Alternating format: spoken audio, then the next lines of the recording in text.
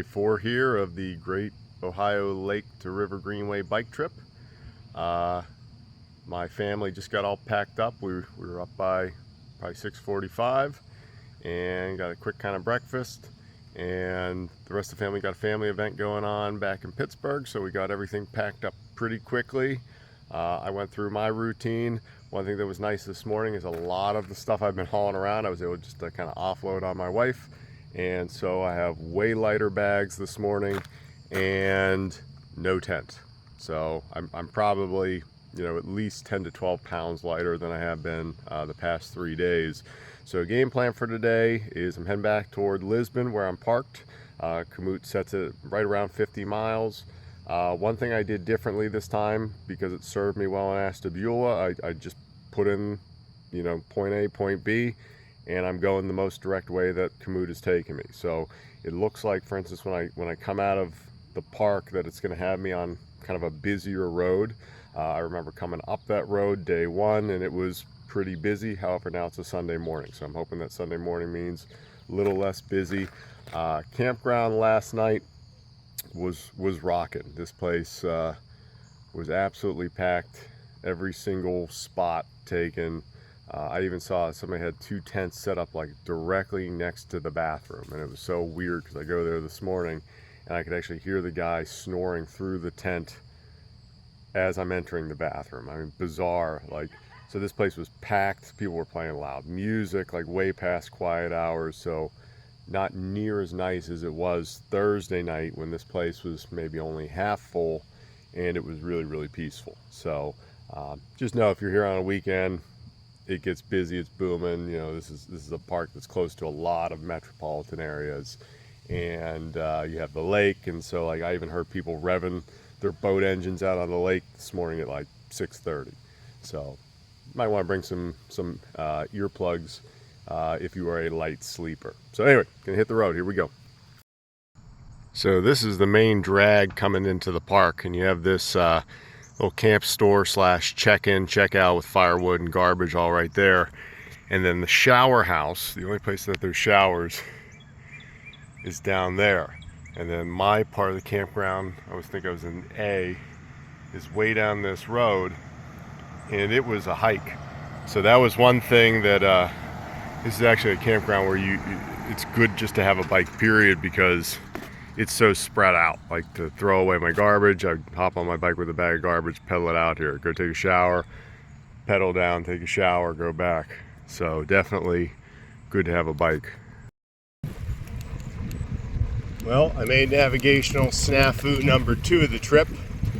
I was going along the main road heading south from Mosquito Lake, and I was waiting for my voice navigation to kick in, and next thing I know, I kind of looked down and I'd gone basically like a half mile past where I should have turned to the right. And the issue was that I have some wireless headphones in my bag, and they must have kind of shooken loose, and so it activated the Bluetooth, and so here the directions were going into my headphones and I wasn't hearing them. So I got that sorted out, turned around, and now I'm on this kind of east to west road just north of Warren, and it has a posted speed limit of 45, but there's a very faded double yellow line in the middle, and there's very little traffic, and any traffic that's going past me is going pretty slow. So it seems like a pretty nice back road when all is said and done. Famous last words.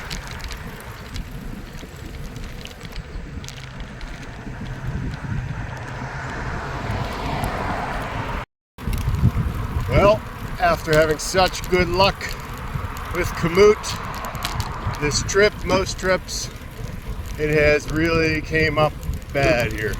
So it got me on a 4-lane road, 2 in each direction, with no sidewalk or berth to speak of whatsoever entering into Warren.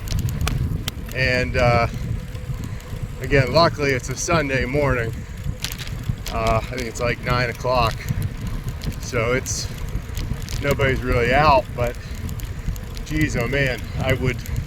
All right, so moral of the story: if you're doing what I did and you're coming home or coming back to Lisbon from Mosquito Lake and you put in your waypoints, you're going to want to go through and adjust manually, because again, I'm not sure the name of this road offhand. I'm not going to stop right now to check it, but it is not a bike friendly road.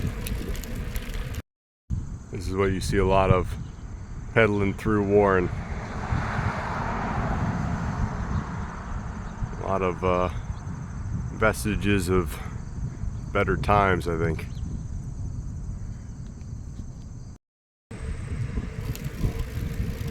Exiting Warren, Ohio on Warren Avenue, heading south toward Niles.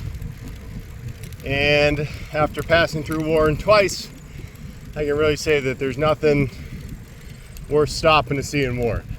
On the way north, I stopped at the Giant Eagle. In retrospect, I didn't need to do that. I could have went to that Bezzetta Market, which was much better in terms of right across the entrance to the park. Variety of foods, snacks, beer, way less lugging. So I would recommend anybody passing through Warren just keep going. A lot of rundown areas, poorly maintained trail stretch that you go through. Only benefit is that low population, therefore you don't really have much traffic. Back on the Niles Greenway. So it'll be nice to be on trail here now for a while, because this then becomes that Mill Creek Greenway. And so I figure I probably got a continuous at least 10 miles of path after being on the road for probably the better part of the first 10-15 miles of the day. Beautiful morning out here. Absolutely beautiful morning. It was actually cold last night. I woke up with some 50s overnight. And today, not a cloud in the sky. Morning. And it's just, no humidity, but you still got that strong breeze that I've had the past few days. So certain times where you're kind of out in the open, you're definitely feeling like a headwind inhibiting you somewhat. So hoping to stop at that JR Grinder again for lunch, because that was good. And I did not really have much of a breakfast this morning with the kids and everything else. I was more worried about just kind of getting them packed up and everything organized so that we could all get on the road. So right now I'm already starting to get pretty hungry, but I haven't really seen much of a good logical place for a break. Here's that pretty bridge again. So I don't know if there's a river or a creek or what this is, but no seating here. So I wouldn't mind finding a bench somewhere, and preferably somewhere in the sun, and getting a little snack in me. So I'm about 20 miles in, got about 30 miles left to go, and I kept kind of making the same mistake where I'd say, oh, it's 10-15 miles, I need to take a break, and I blow past the bench. And so I finally found a bench that I didn't go past too fast. So I'm stopping, getting a snack, and then continuing on till Campfield, where I'll stop for lunch. In Campfield, Ohio, and a little change of plans. Turns out that JR Grinder's closed on Sundays. I guess I should have checked that ahead of time. I pull in, I look around, I said, this looks closed. So then I pulled up Google Maps, and what I found was that most of the other food offerings in town were either not open until noon, or they were like 2.5 miles that way down this major road. So I said, heck with that. I ended up just going to the Campfield Express Mart gas station right across the street. I grabbed a thing of cheese and cheddar crackers and some Friday's potato skins. So that's gonna be my lunch today, $4. I don't know, they didn't really have much food offerings in that gas station whatsoever. Seemed like most of every variety of energy drink under the sun. And then literally the trail is kind of right behind me, and there's this adjoining business right next door where there's a bench. So I'm just gonna sit here, eat a quick lunch, maybe graze a little bit more later on down the trail. 25 miles in, about 25 miles left to go. Definitely feeling a little bit more fatigued today than the other days. I think that's pretty typical of day 4 of a bike trip. And plus, you know, there's a extended family birthday party going on at home.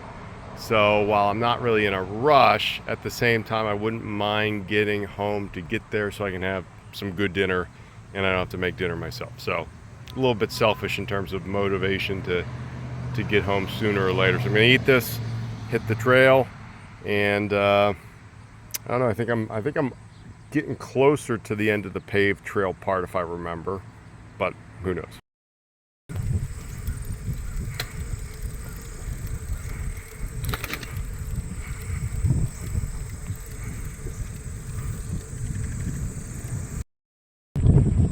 I think now, having seen the whole route, I would say that this Mill Creek Greenway part is, in my opinion, the most picturesque. Because you have some where you're going through the woods, but then you're going through these fields and you got wildflowers off to the sides and a lot of people out and about. Obviously a very highly used suburban trail on the weekends.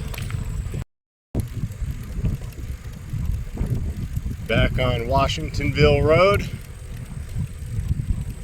Maybe my least favorite stretch of the trail or the route, in part because it's pretty hilly. So I can see some hills coming up. Though I know that coming out of Washingtonville, I was going up for like 2 or 3 miles, heading north. So that means that I got at least a 2 to 3 mile coast down at some point here. Emphasis on some point, but you're on this for about 5 miles. And it's really not bad. Not much traffic or anything. People are very respectful. But it's just the hills at this point of the trip. I'm definitely a little tired.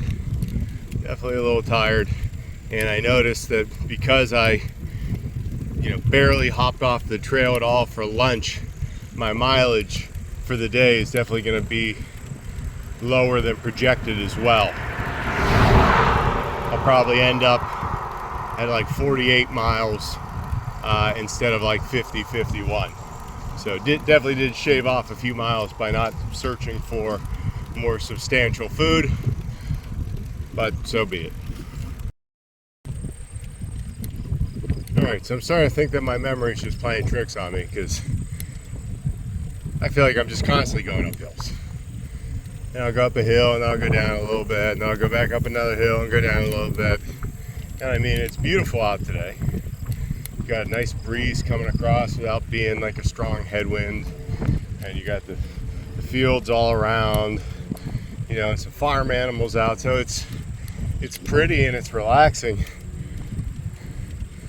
But mile 180 into a trip, I really don't feel like doing these undulating hills over and over again. So that's where I'm at mentally. Finally off Washingtonville Road, and I did remember the downhill, but the downhill was just a lot shorter than it was imprinted in my mind. It was maybe about a mile and a quarter downhill, and of course, as I'm coasting down the hill, I get hit with like an enormous sustained headwind, and so even though I'm going down this really steep decline, it's just, I think I was going like 13 miles an hour terminal velocity. So I'm on the Little Beaver Creek Greenway now, last Greenway of the trip, about 10 miles left to Lisbon. Should be fairly smooth sailing. One of the things I was doing to kind of keep my mind occupied on that 5-6 mile stretch of road was something I used to do a lot when I would hike. So a few years ago, I did over 200 miles on the North Country Trail through Pennsylvania and Ohio. And there's a lot of road hiking on the North Country Trail. A lot of places where you just, you walk for miles on the side of a road. And so I would get to this game where I would keep track of the different kinds of alcoholic beverage cans that people had thrown out their car window that were lodged like in the little culvert on the side of the road. And so I was doing that. So Busch Light had a very strong, commanding lead with a honorable mention to Twisted Tea. Those were the two big leaders by far.